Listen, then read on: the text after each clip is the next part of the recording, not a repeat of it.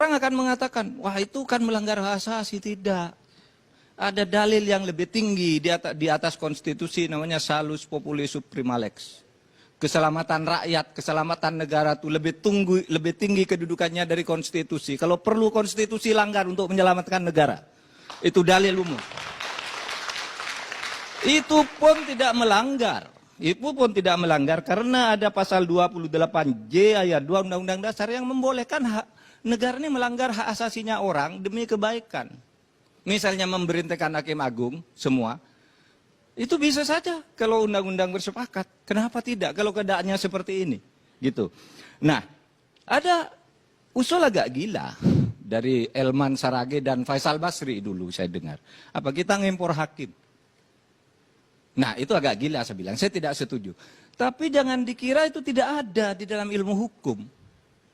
Di negara-negara Eropa, pecahan Uni Soviet beberapa membuat lustration policy.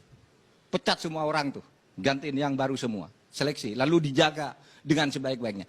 Di Georgia, itu hakimnya dipecat, hakim agung semua dipecat, diganti dengan yang baru. Loh, Pak gimana dipecat? Gimana perkara yang sedang ditangani Pak Gayus kok dia dipecat, paling perkara berjalan. Ngimpor hakim dari Belanda, dari Inggris, dari Amerika, khusus menyelesaikan kasus-kasus yang belum selesai itu. Bisa, kenapa tidak? Artinya kalau kita mau mencari alasan untuk membenarkan sesuatu, teorinya ada semua kan. Ya kan tinggal cari aja teorinya kalau hanya untuk itu. Tinggal opini yang mana yang akan diikuti oleh pembentuk undang-undang ini. Gitu. Nah, oleh sebab itu, kalaulah kita perlu melakukan rombak total itu, saya bicara pada hal-hal itu tadi, tidak harus mengimpor hakim, itu pasti tidak kita kehendaki, itu hanya membuat kita malu, tetapi ada beberapa hal yang bisa dilakukan. Pertama, kenapa kita tidak batasi sekarang masa jabatan hakim agung menjadi 5 tahun, seperti yang lain nih, pejabat negara nih 5 tahun semua, kenapa dia sampai seumur hidup? Kenapa tidak buat undang-undang? 5 tahun diseleksi ulang. Mau terus boleh, masih bagus, boleh, tidak, berhenti. Kenapa tidak? Buat undang-undang seperti itu.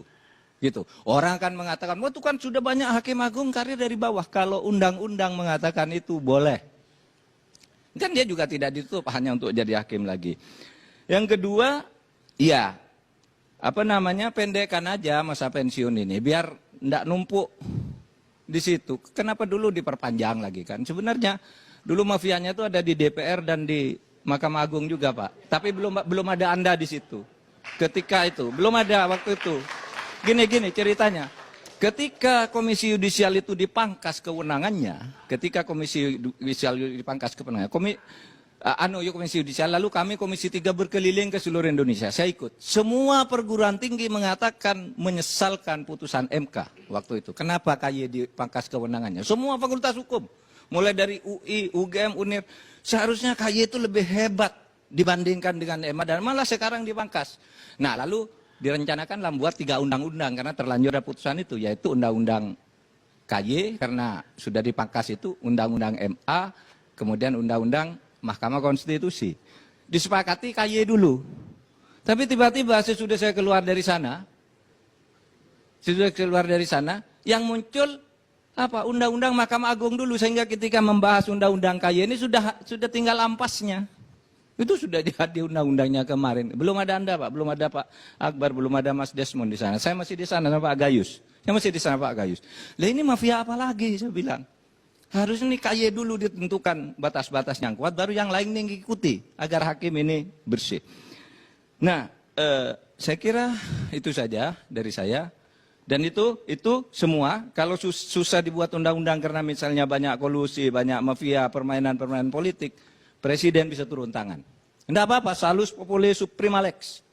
Keselamatan rakyat itu jauh lebih tinggi daripada konstitusi. Presiden kalau perlu bertindak dalam keadaan seperti ini. Terima kasih.